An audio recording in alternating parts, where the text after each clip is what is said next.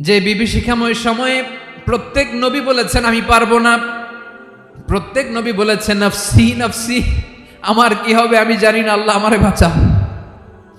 প্রতিটি নবী বলবেন নফসি নফসি, আল্লাহ তুমি আমারে বাঁচাও আমারে বাঁচাও। বিশ্বনবী মাথা তুলবেন, তুলে বলবেন রব্বি হাবলি উম্মতি, আল্লাহ তুমি আমার গুনাহগার উম্মতকে বাঁচাও।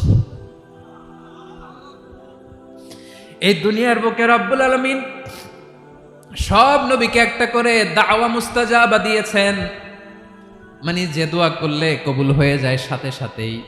দাও বিহা, দুনিয়ার সব নবীরা ওই দোয়াটা দুনিয়ায় করে ফেলেছে।